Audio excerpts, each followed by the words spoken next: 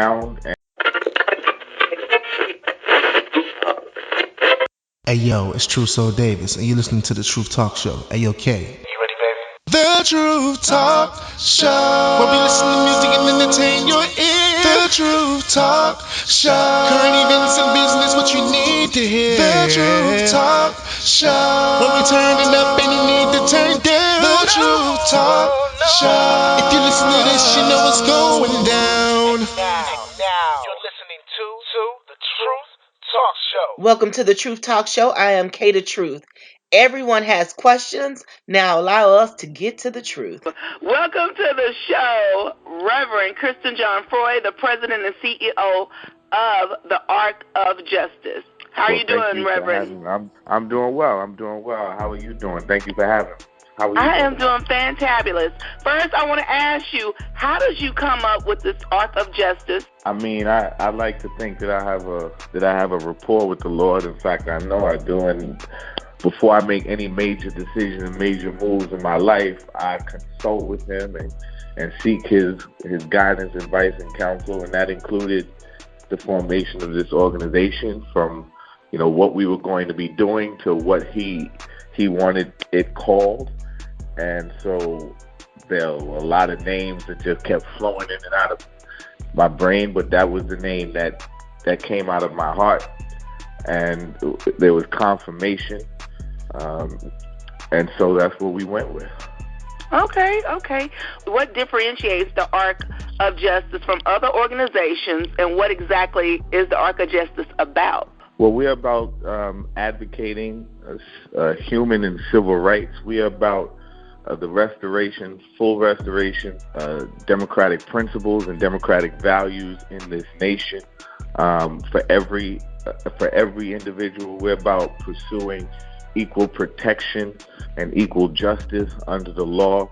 And what makes us different, I think, are several things. One, we have a more expansive and aggressive perspective and posture as it relates to pursuing and advancing civil and human rights.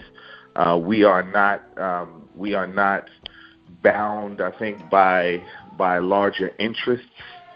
We are both connected to the ground and grassroots and individuals that are affected by government and corporate policies, as well as policy makers. But we are independently financed. We are independently run.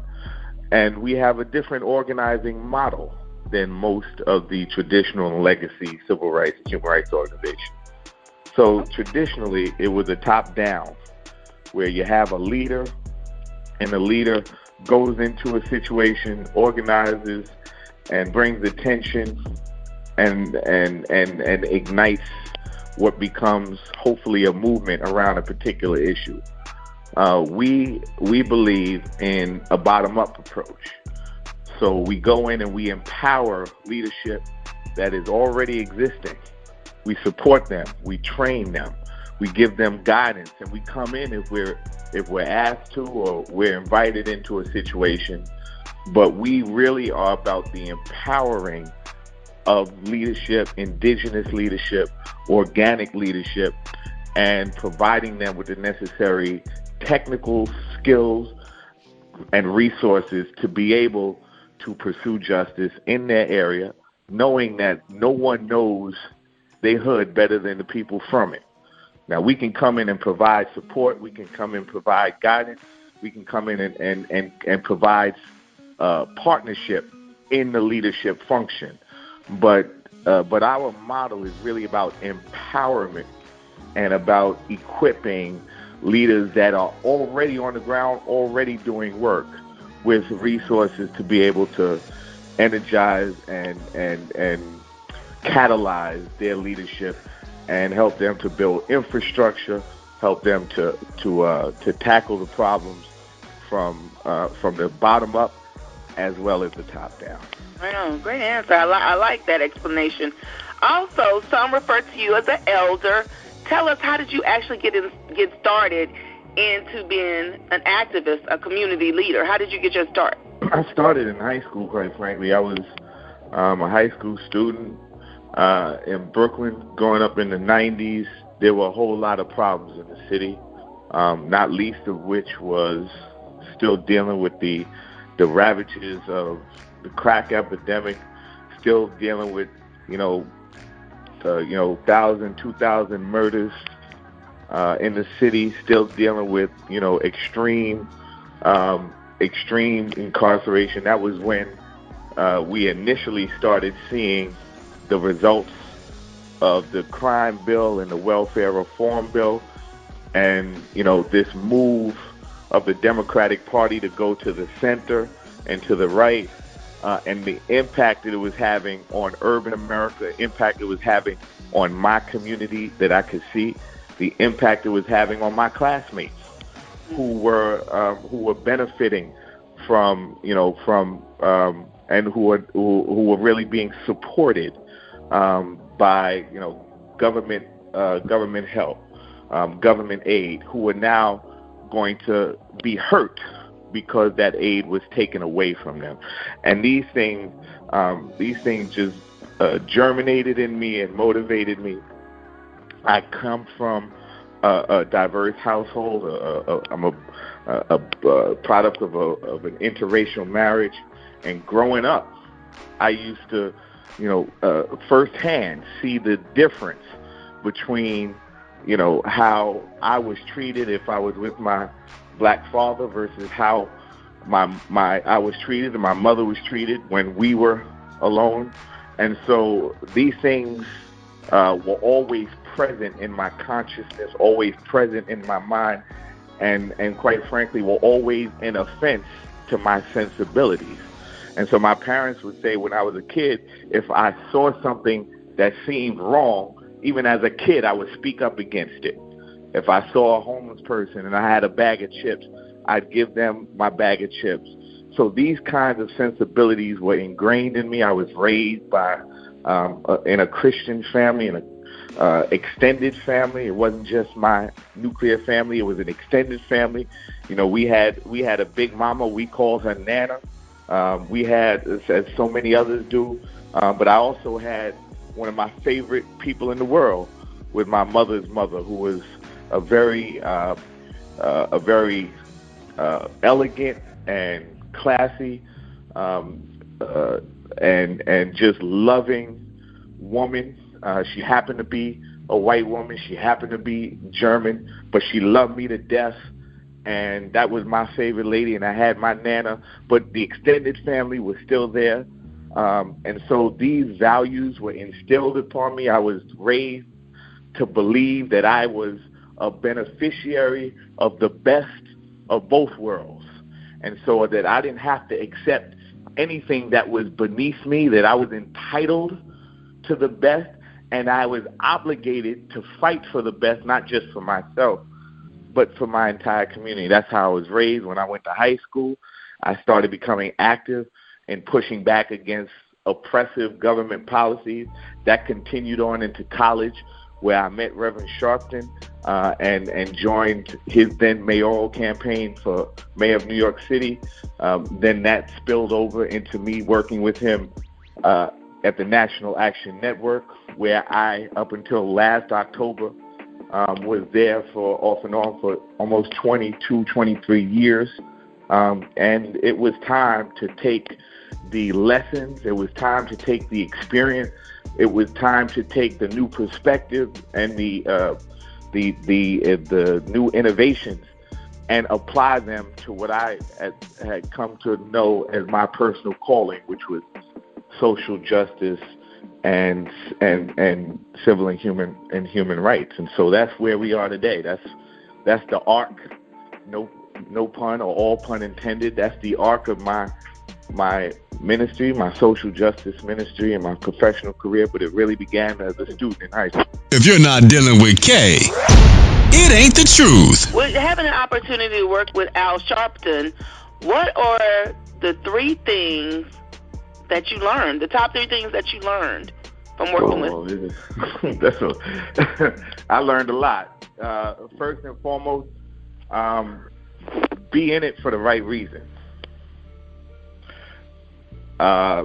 Always remember that it's not about you, that it's about the people you help. But most importantly, stay connected to God, because it's only a relationship with a power greater than the powers that you're fighting can you sustain and prosper. You know, activism takes its toll on you spiritually, psychologically, physically. The stress that comes along with being constantly bombarded with one tragedy after another, being constantly put in a position where you have to help others, in most cases, perfect strangers, get through the darkest times of their lives and still maintain a sense and a belief in hope, and a belief that even in this dark moment, there can be some light to come out of it, and to be able to have to help people bear those burdens while reminding them that this is not the end, that there is yet another day to come after the night, takes its toll on you. And so if you're not connected to a source, if you're not connected to a power that's greater than the power you're fighting, then you are inevitably inviting your own demise. And so I would say the three top things were: always remember it ain't about you, and you know, and keeping focus on making sure that the people that we serve are at the center of what we do, and staying connected to God. Otherwise, you're going to find yourself internalizing a lot of this trauma, internalizing a lot of the pain, and that internalization, resulting in your own destruction and demise. I've seen activists who don't have that kind of connection. They love their people, they love justice, they pursue it with all their heart and all their soul, but at some point they run out, and they take the worst of these things upon themselves, and there's no release, there's no outlet. And so being connected to God, I think, is the most important thing if you have a lifelong commitment to acting. I like that. One of the things that's always hard for me to do, which is the first one you said, it ain't about you. It's not always about you. We got to look at the other people and everything else surrounding everything. Because if we always think it's about us, then we kind of lose from the start. Got to look at everything else. So I really like those top three. And I'm sure you had lots more to share, so we appreciate that. No, I appreciate the opportunity to talk to you and your audience. And, look, we have a lot of work to do. We've got a lot of challenges that are confronting us as a community and, quite frankly, as a nation and a world. We are at an existential point in our history as a nation. We are at an existential point in our history as a people in this nation. Black people have always been the moral compass of America. We have always been the conscience of America. We have always been the impetus for progress. We have always been the fuel in the engine of progress in this nation. We have always been the ones to bear the heaviest burdens and the heaviest crosses, but always have had the greatest hope and always have had the most optimistic view of what this nation can be. And so at this time when we face our greatest challenges, we are also called to our greatest purpose as a people. And that purpose is to be the beacon of light in America that we've always been. So it's no surprise and it's no coincidence that Black women are the determining political force in America. That has always been the case. Black women have always been the determining political force in America. But now they have awakened a sleeping giant. And so we are now seeing the emergence of this force and the kind of amplification, magnification of this force, and it's coming into its full maturity. And we are seeing now, at our darkest time, once again, America our greatest hope is black folks. And so I'm encouraged, but I also know that we as black leaders now have a greater obligation in this time than even others had in their times, because the challenges to our community and to our nation are greater. In fact, the challenges to our world. This isn't just about whether or not we're going to have a democracy in America. This is about whether or not in 30, 50, 100 years, our children will have clean air to breathe and clean water to drink, whether this planet will be inhabitable, whether we will have a planet that is recognizable, or whether we will have a planet whose environment has been ravaged, whose nations have been destroyed by violence and warfare. The last century, the wars were fought over oil and gold. The next century, the wars will be fought over water and survival sustenance. And so what are we going to be doing now to make sure that 100 years from now, our children have a planet? And yet, within the context of having a healthy environment, what kind of governments are we going to have? Are we going to have democratic institutions that preserve and protect the rule of law and equal protection under the law? Or are we going to allow America to slip into a dark, tyrannical place where we were never intended to go? That was never our destiny. You know, the forefathers were a group of hypocrites, but the spirit of the words that they wrote were given life by the blood that our people shed. And so I don't care about their hypocrisy. I care about the promises that were sealed by the blood of our ancestors in that document. And so it's a living document that we must now claim as our own. And this country we must now claim as our own. And this destiny we must now claim as our own and continue to reshape and to refashion into a more perfect union, into a more just nation. And so we now have a greater obligation in our generation than even the leaders who came before us, because the challenges are that much greater, the stakes are that much higher, and the lives are that much grander. We're talking about billions now. We're not just talking about millions.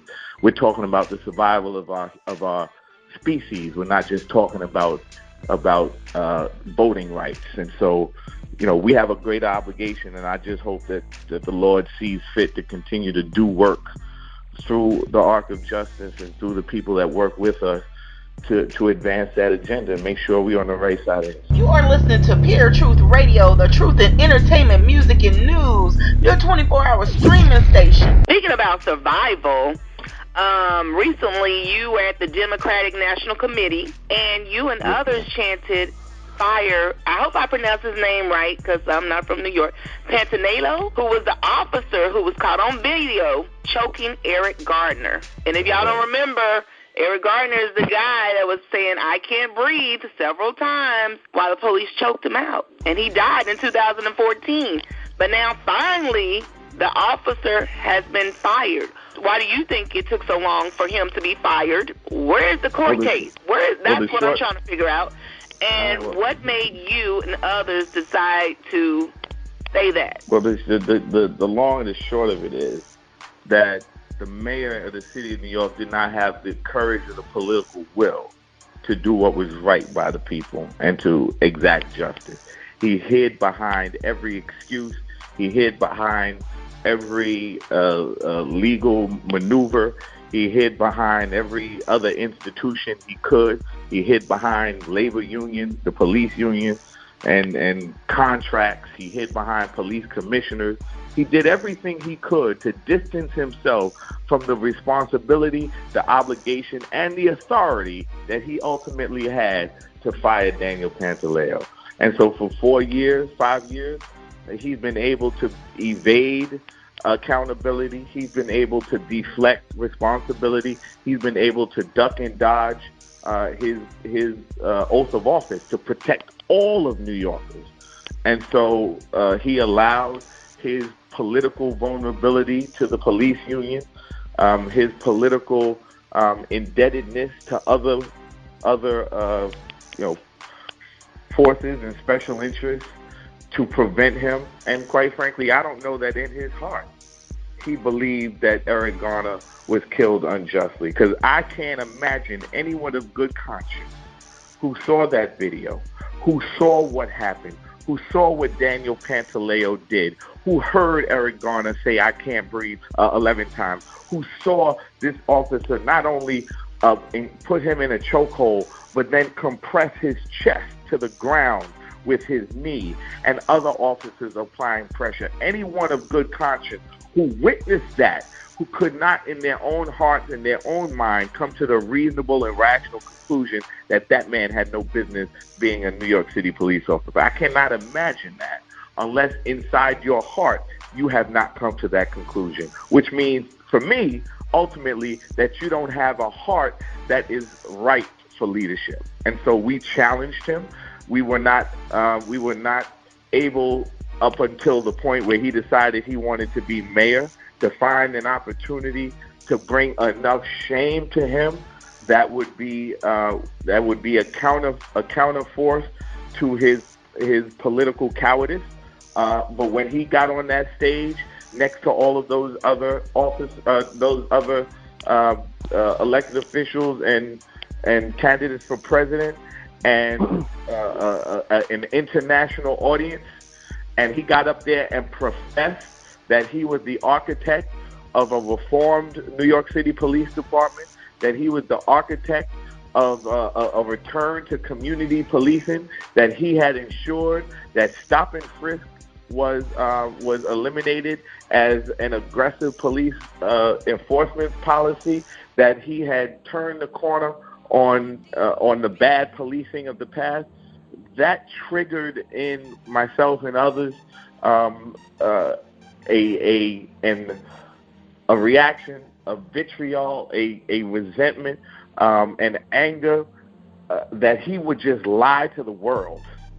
That it was not bearable at that moment to allow him to get away with that.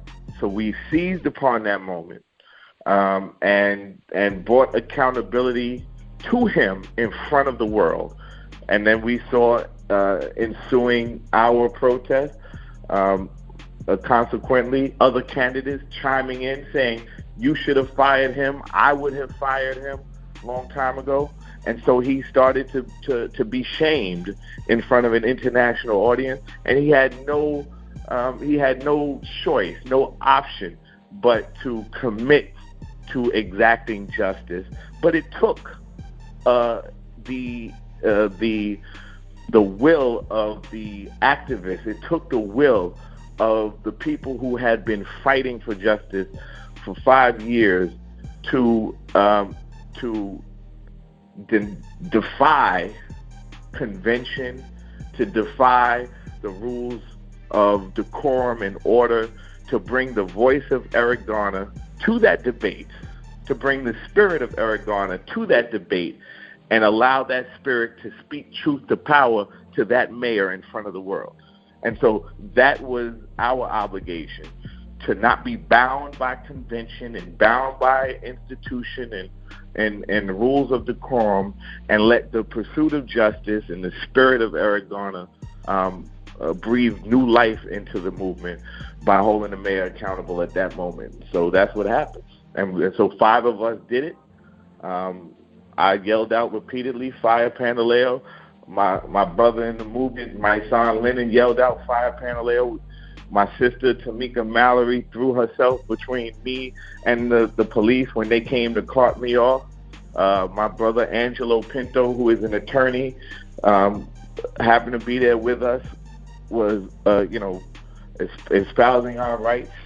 And our sister Linda Sarsour, who is a superstar in her own right, who was there in support with us. We all, we took the L on that and got thrown out. But Eric Garner stayed in our place, and Eric Garner joined the candidates for president on that stage that night. I applaud you guys for doing it. Y'all took a W, a win on that. Because if it wasn't for you guys, I still think Pantaleo would still be working. I really do. I don't doubt that. I believe that as well. But I can't. there has been no greater champion for justice in the Eric Garner case than his mother, Gwen Carr. She has been such an inspiration. She has been such a motivator. She has been such a leader, not just as a a figurehead, as the face of the movement, but as a strategic thinker, as a contributor, to the strategy that we use, as an architect, if you will, of many of our actions.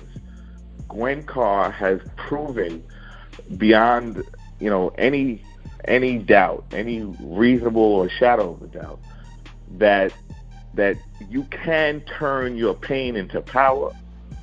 You can go from victim to victor if you have a commitment to bringing justice, because justice is cathartic, is therapeutic, because justice isn't about you per se.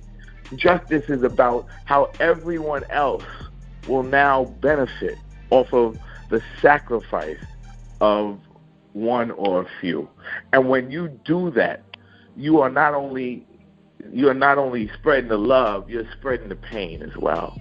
Because this, the loss of your son, watching your son be murdered in front of the world, and having to see that over and over again, and having to experience that over and over again, to touch on the previous point, Eric Garner's daughter, Erica Garner, was an activist. Erica Garner was one of the most vocal and one of the most energized and one of the most galvanized activists in defense and in pursuit of her father and justice for her father.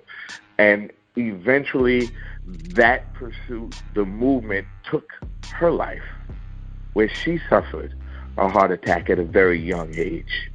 And so recently, at a wedding, at her daughter's wedding, Gwen and her husband, Ben Carr, went to Jamaica to give, to celebrate her daughter's wedding.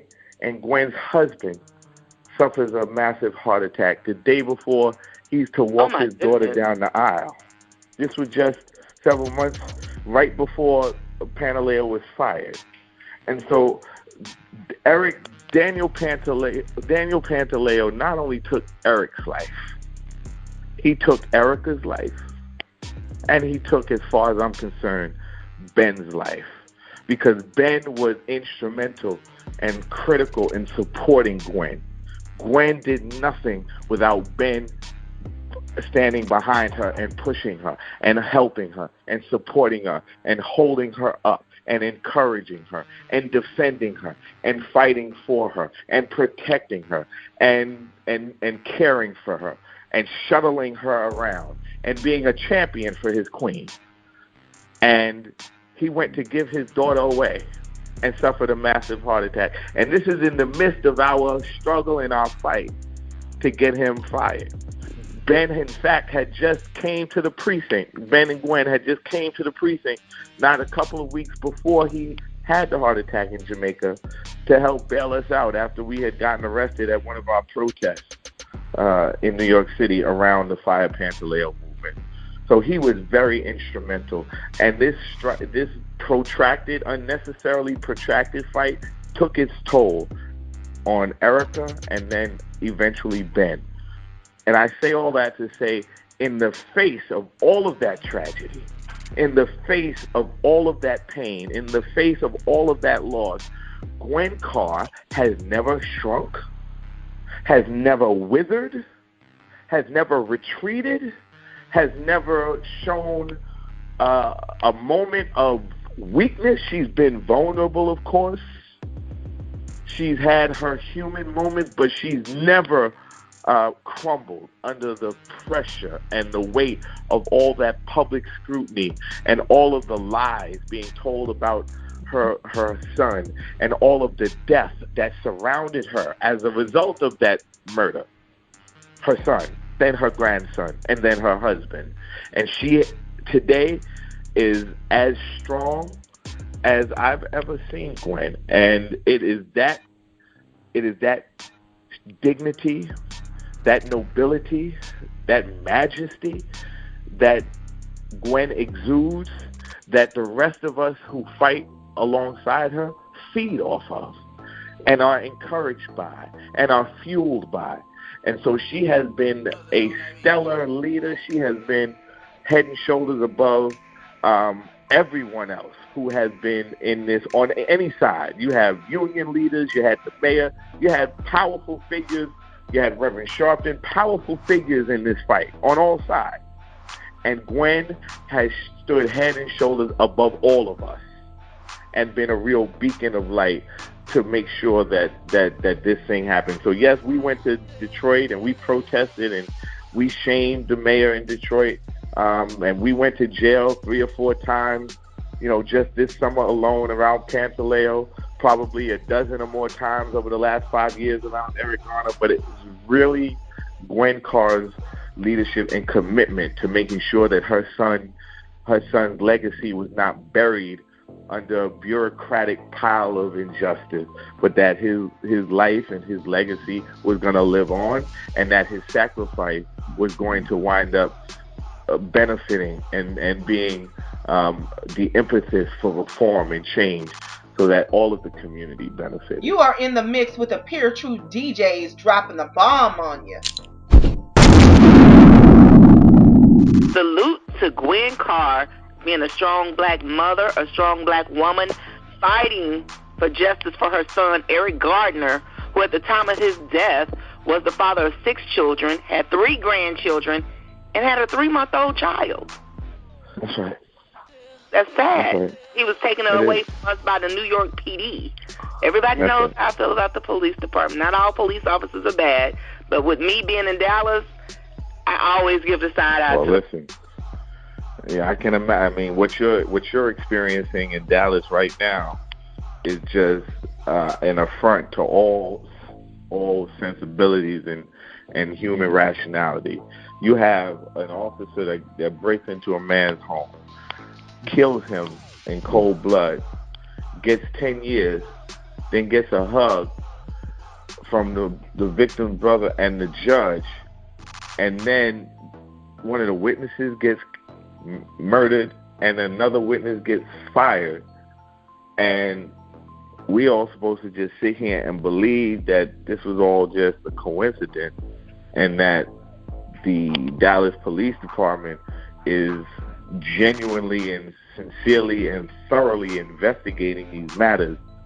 I have never found in my several decades of organizing a competent investigation into the police by the police. Never. I also know that we are in different times than we have been before, where we don't have a friend in the federal government to go to. We don't have a Justice Department that we can go to and say, you have to look at this, that this is a tragedy beyond scope and measure, and that is beyond the capacity of local authorities to investigate this thoroughly, competently, objectively, and justly. We don't have a friend in the federal government. So what do we do now as a community to respond when we see such blatant, egregious violations of due process and murdering of witnesses to send a message to communities that it doesn't matter what the justice system says. It doesn't matter that that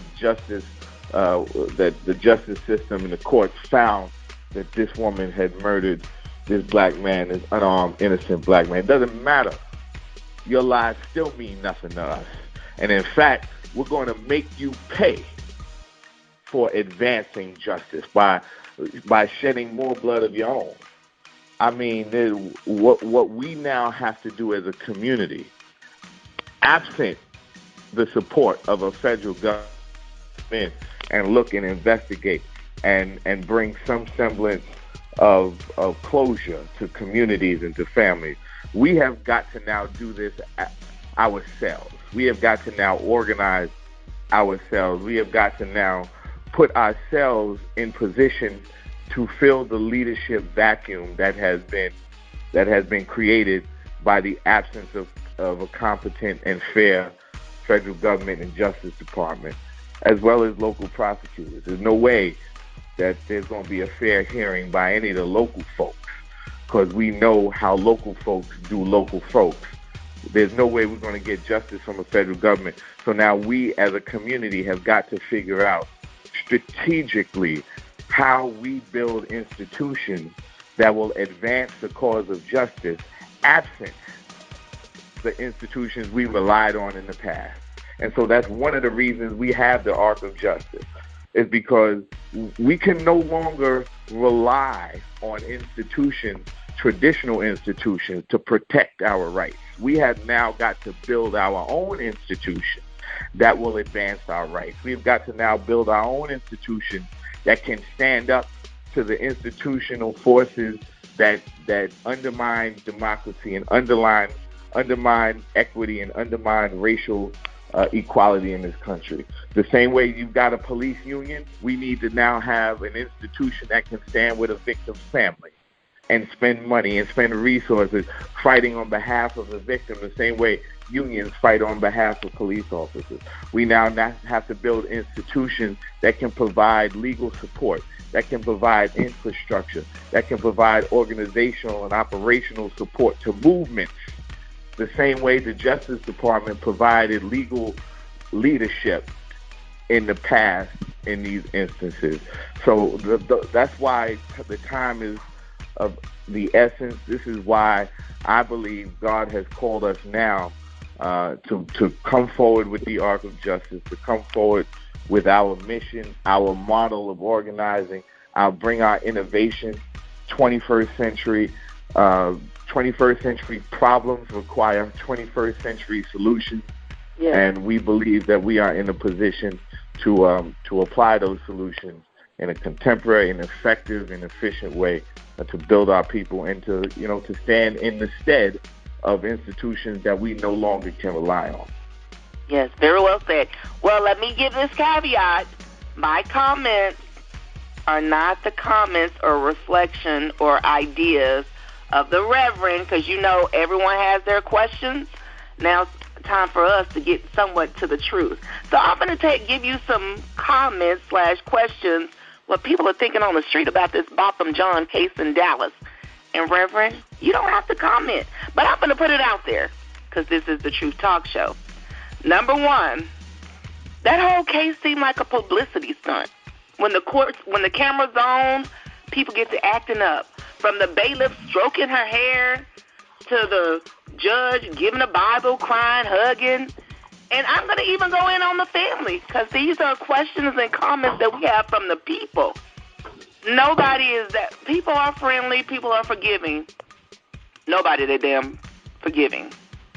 My opinion. Did somebody catch a check somewhere? And I think the comment of the brother, that's his opinion, I don't want you to go to jail. Can I get a hug? That right there took the black community back, not even hundreds, thousands of years. This is our comments. This is what we believe to be true.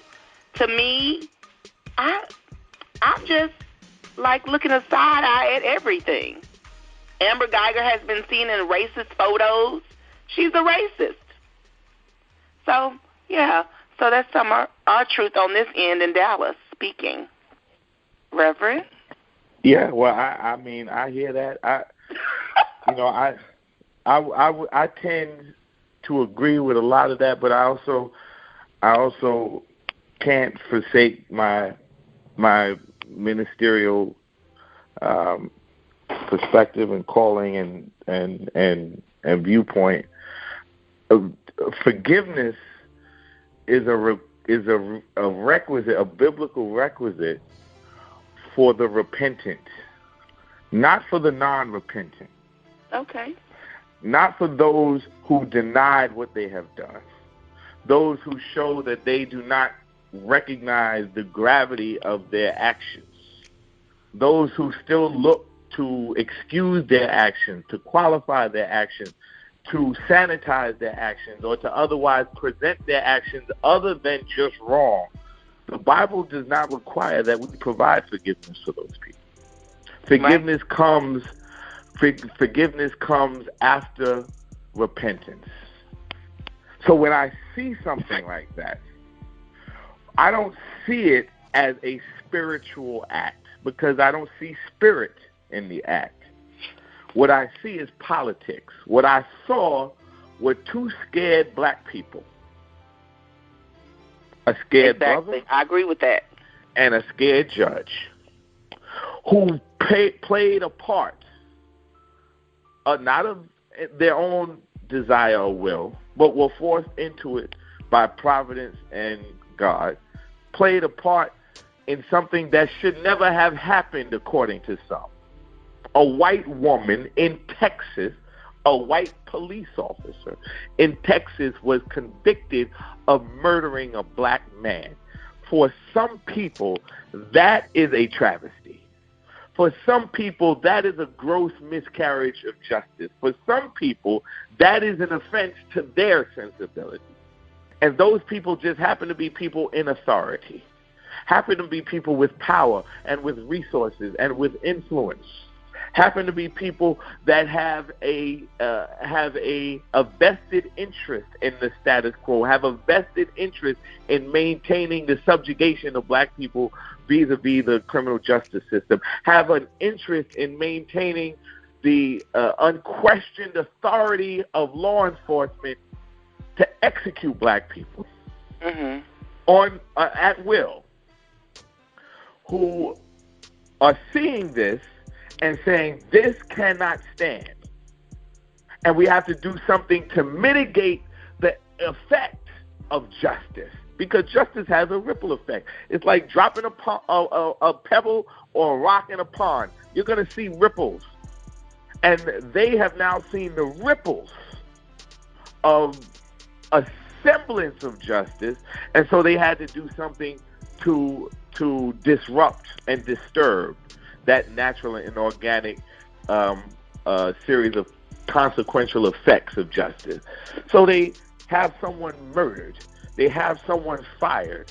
They exact a price. And you don't become a black female judge in Texas without knowing your place, without knowing who's really in charge, and without going along and playing the game. Now, I don't know what she's, Democrat, Republican, it's irrelevant. She's a black woman that became a judge in Texas, which means she's highly proficient and highly trained at maintaining the system. Yes. And a white woman was convicted of murdering a black man in her courtroom. That should never have happened. And, of course, the brother is another scared black man. So what we saw was fear. It was strategic. It was political. It was personal, but it had nothing to do with God. I totally agree. And I want to send my heart goes out to Joshua Brown. Joshua Brown is one of the people who was a witness in the case. He was murdered. They claim it was a drug deal gone bad and that he was selling drugs. But you know what? He was a witness, but I find it hard to believe that the prosecution would put somebody on the witness stand who now they're saying had a foggy background. I find that hard to believe. And now all of a sudden, the gentleman that supposedly shot and killed Brown, they had a statement for him as he was laying there about to die with a bullet hole in his chest. How convenient, because we all know that dead people can't speak. So you can twist and spin the story many ways. So, yeah, prayers to the city of Dallas. That's all I have. Prayers and strategy and resources. Like, we beyond just, you know this, we beyond just praying now. Yeah. The reality is, friend would say we can no longer kumbaya and hold hands. No, we're not in that era. I'm a civil rights leader and a reverend and a student of nonviolent civil disobedience and civil rights history, and the disciple of Dr. King. So believe in the strategic and the moral superiority of nonviolence, but that is not to the exclusion of action, of holding this system accountable. We know there is one substance in this system more valuable than blood. There is one substance in this system that checkmates everything else, and that's money. That's money. Oh yeah, you hit them in the pockets. Everybody hit them in the pockets. Cold. That's correct. And so now it is about how we strategically affect commerce, how we strategically affect the business environment, how we strategically affect the social order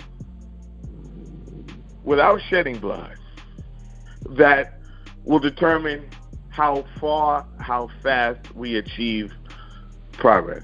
I tell you, if past is prologue, and you look at the most effective movements in our history, they did not divorce political and economic action.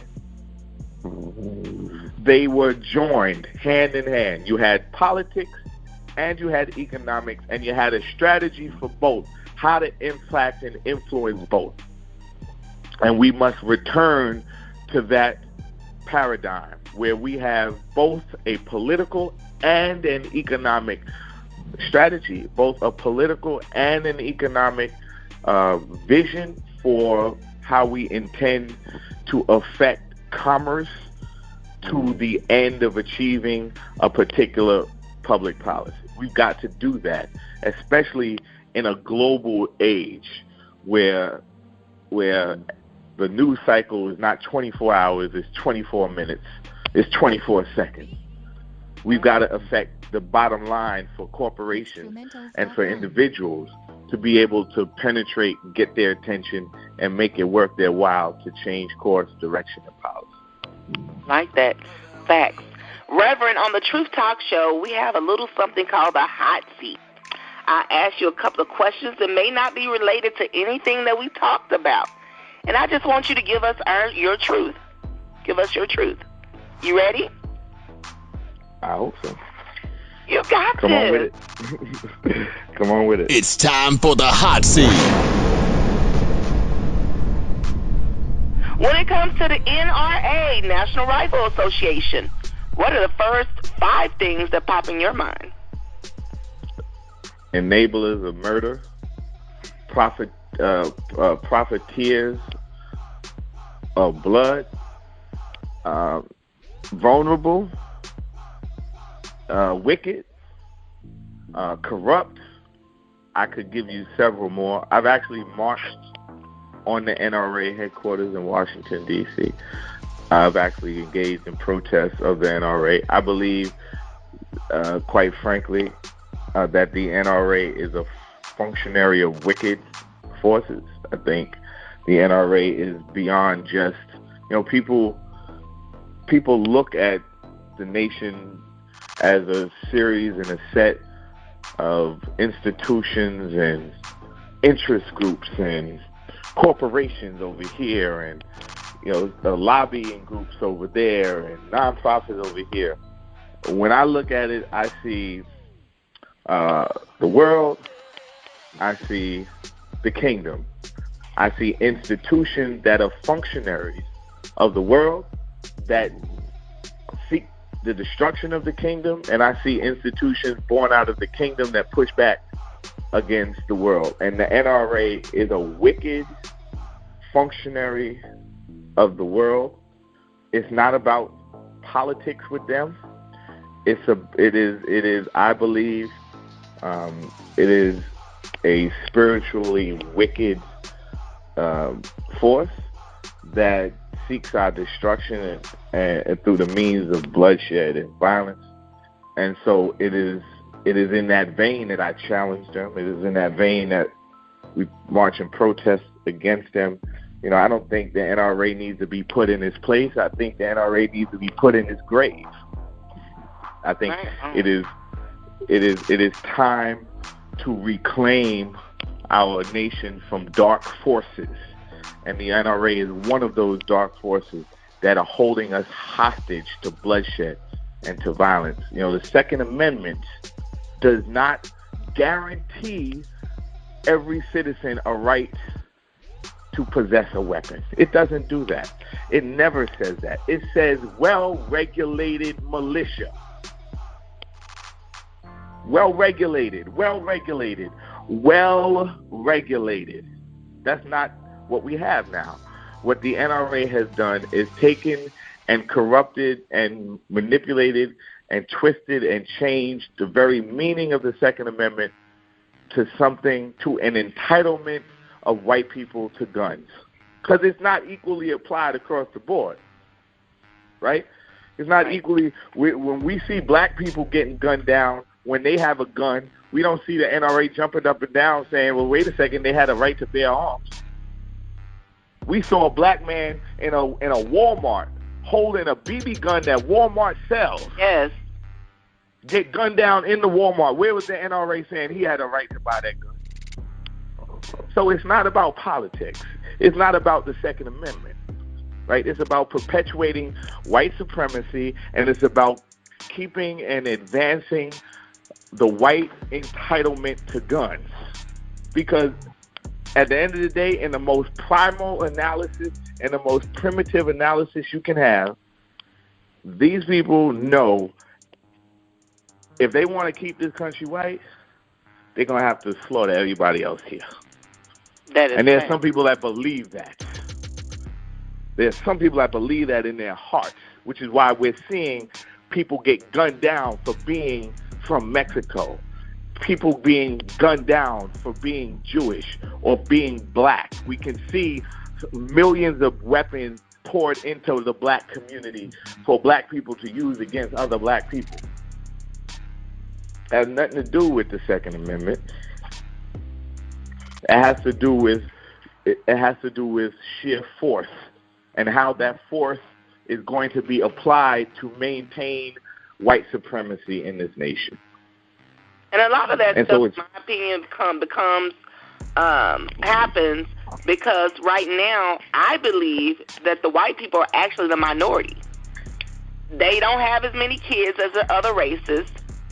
That's one reason I feel like they wanted to do something with the abortion law, because they go in there killing their kids, and we always reproducing. The blacks and the Hispanics are definitely reproducing, and they know that they losing control. That's one thing.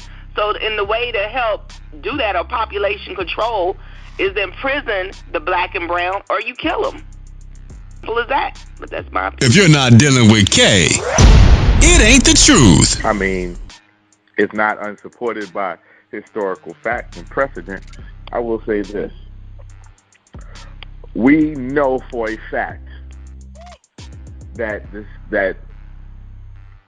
institutions were engineered, constructed, designed to enslave, imprison, and destroy black people and other people of color.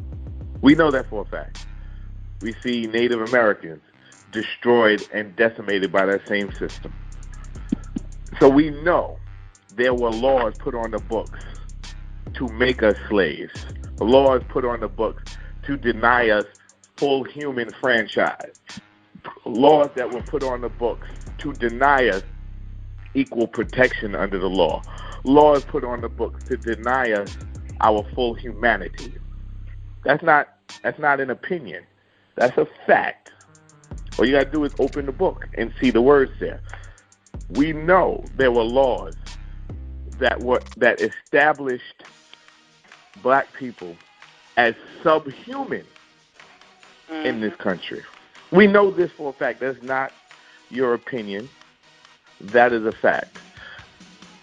The question is, what is required to meet and reverse the damage, to redress the grievances, as we are entitled under the Constitution to redress our grievances?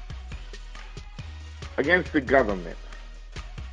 How are we as a people supposed to go from the human deficit to a human surplus without sacrifice, continued sacrifice, without vision, without commitment, but most importantly, without the knowledge that you are still subject to that very system.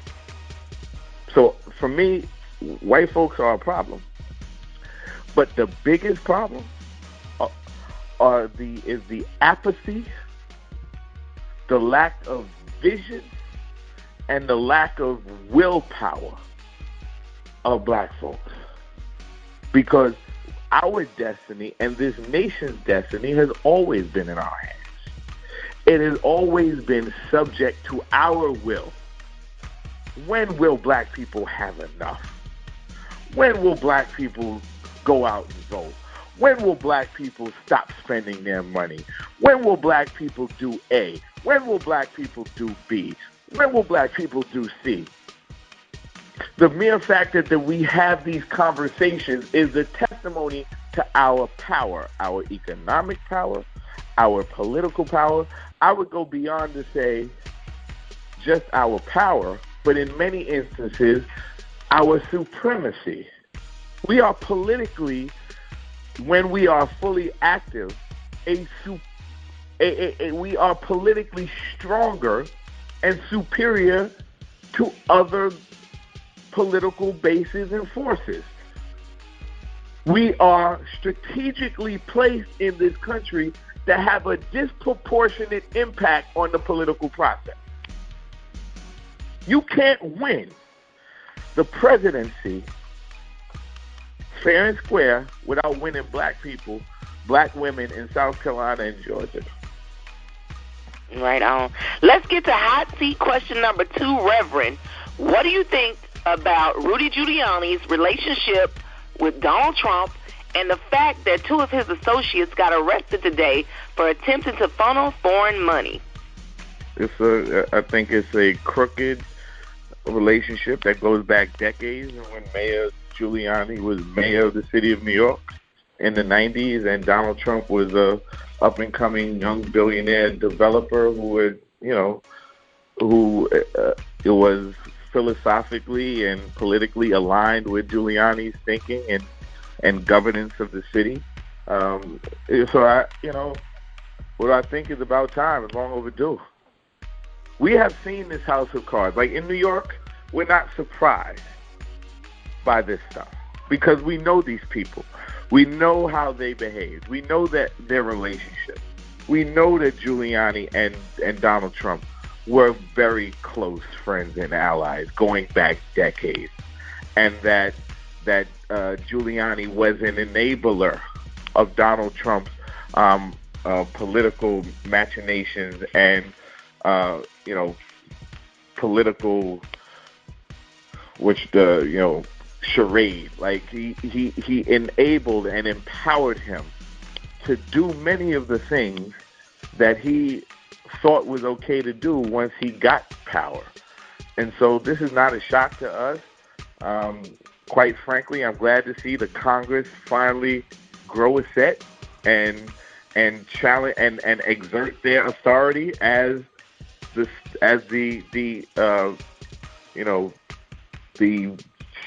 first of equals among equals with the other branches of government.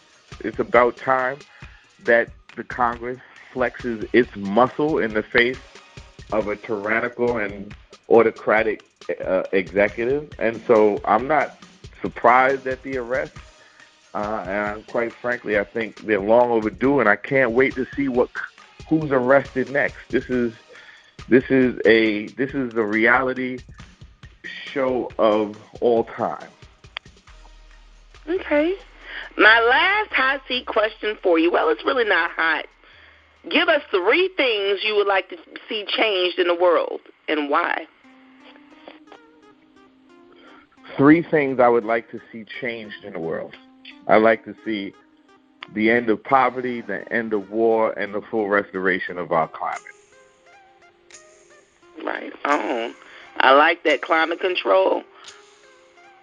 So, Reverend, we appreciate you being on the Truth Talk Show. I need you to shout out your social media and tell everybody where they can find you and also find the Ark of Justice. Well, I appreciate you, Sister Truth. You know, and you're indulging a Pentecostal preacher and giving him a microphone and not telling him to shut up when he goes on and on and on. We need this information. You have a lot of knowledge. And if anybody's telling you to shut up, then they not really listening. Well, I appreciate that. I'm gonna tell my wife you said that. I appreciate your audience's indulgence.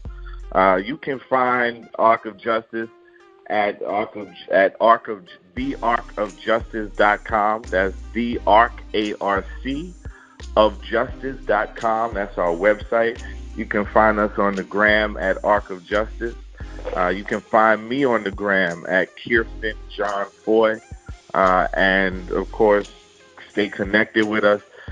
Go to the website, sign up as a member, follow us on social media so you can stay connected. Reach out to one of our local leaders and affiliates who are spread across the country.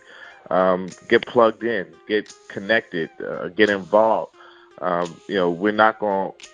The movement is not going to wait, but the movement is not going to move without you either. So I appreciate the opportunity to talk to you and your audience. And again, let's all put our shoulder to the plow. Hey, we got to get this man out of office. He cannot be reelected. I'm glad we're going through the impeachment process, but we should not let that lull us to sleep or dull our senses or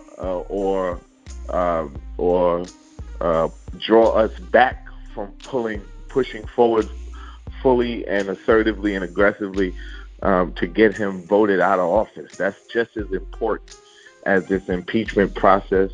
We cannot shrink from that. We cannot slow down in our electoral political strategy and movement. We've got to do both. And so connect with us so we can all plug in and figure out where we need to be and push this rock up this hill. It's time for the wind down. Okay. Well, actually, I take that back. I have one more question. Since we're talking about the president, do you plan on running for either a city council position or even a mayor of New York? No. I plan on doing what the Lord has called me to do.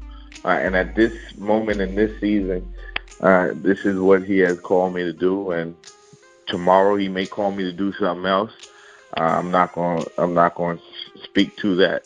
But here and now, this is what look, when you run for office, you have to compromise your voice because you have to ask, you have to really survey and care, quite frankly, about what other people think.